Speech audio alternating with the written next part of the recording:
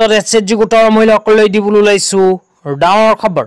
তো যিসকল SHG গোটৰ মহিলাসকলে 10,000 টকা পোৱাৰ বাবে মুখ্যমন্ত্ৰী মহিলা উদ্যমিতা অভিযান আঁচনিৰ ফৰ্ম ফিলআপ কৰি জমা দিছিল, সেইসকল SHG গোটৰ মহিলাই ভিডিঅ'টোত ক্লিক কৰিছে। যদি অনুগ্ৰহ কৰি ভিডিঅ'টো স্কিপ নকৰি প্ৰথমৰ পৰা শেষলৈ চাই থাকিব, কিয়নো এইটো ভিডিঅ'ৰ মাজত আমি আলোচনা কৰিম যে যিসকল SHG গোটৰ মহিলাই 10,000 টকা পোৱাৰ বাবে মুখ্যমন্ত্ৰী মহিলা উদ্যমিতা অভিযান আঁচনিৰ ফৰ্ম ফিলআপ কৰি জমা দিছিল, সেইসকল SHG গোটৰ মহিলাৰ বেংক একাউণ্টত অসম চৰকাৰে কেতিয়া আৰু কিমান তাৰিখে সোমাই দিব 10,000 টকা।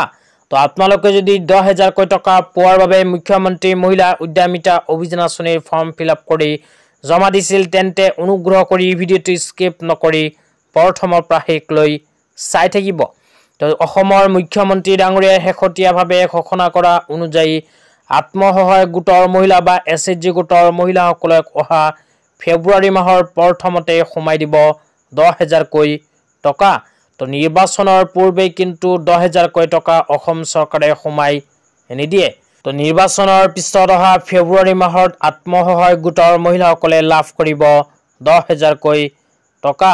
তো যিসকল আত্মসহায়ক গোটৰ মহিলাসকলে মুখ্যমন্ত্ৰী মহিলা উদ্যমিতা অভিযান আঁচনিৰ ইলিজিবিলিটি ক্ৰাইটেৰিয়াৰ ভিতৰত পৰে, সেইসকল আত্মসহায়ক গোটৰ মহিলাই 10,000 টকা যদি নিজৰ বেংক একাউণ্টত পাব বিচাৰে, তেন্তে অতি সোনকালে নিজৰ বেংক ব্ৰাঞ্চত গৈ বেংক একাউণ্টৰ লগত আধাৰ কাৰ্ড লিংক কৰি লওক।